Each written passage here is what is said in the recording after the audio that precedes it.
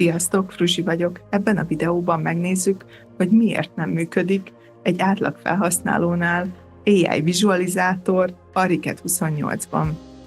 Amint letöltöttétek a 28-at, biztos ti is ki akartátok próbálni, hiszen elvileg most már nem kell külön telepítgetni, mint a 27-ben a kiegészítőt, hanem csak rámentek, hogy paletták, AI vizualizátor, és megpróbáltok valamit legeneráltatni, akkor kiírja, hogy nem vagytok előfizetők. Még hogyha előfizetők vagytok, akkor se vagytok előfizetők.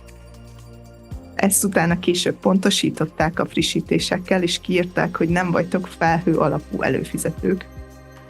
Ez azt jelenti, hogy most már külön előfizetés szükséges ahhoz, hogyha úgy ilyen, azt hiszem BeamCloud-nak hívják, BeamCloud előfizetés kell, hogyha ezt a szoftver részt használni akarod az ArchiCAD-ben.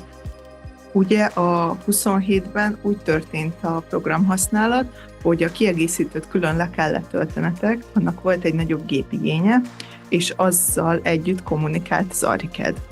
A 28-ba viszont átrakták ezt az egész kiegészítőt felhő alapúra, tehát a gépetek közvetlenül a felhővel áll kommunikációba, és ennek a szolgáltatását tették most egy másik költségkategóriába, mint egy alap ArchiCAD csomagot. Mostanában a szoftveres látványtervezőknél, illetve programoknál már ez kezd, üzleti modell lenni, hogy egyre nagyobb szolgáltatásokat helyezik át felhő alapúra, és nyilván most ennek az áldozata lett az AI kiegészítő is. Ennek felhasználóként ez nagyon szomorúan érint mindannyiunkat. Nyilván ez egy üzleti modell, amivel a gazdasági érdekek így számolnak, hogy biztos így több hasznot fog hozni, de mit tud tenni egy átlag felhasználó jelenleg 2025-ben, hogy működjön neki az AI vizualizátora az ArchiCAD-hez?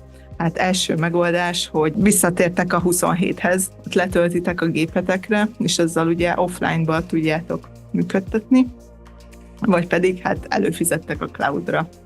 Ez egy kicsit ilyen kibeszélős videó lett, nem pedig egy ilyen hagyományos tutoriál, de remélem tetszett. Találkozunk a következő videóban. Sziasztok!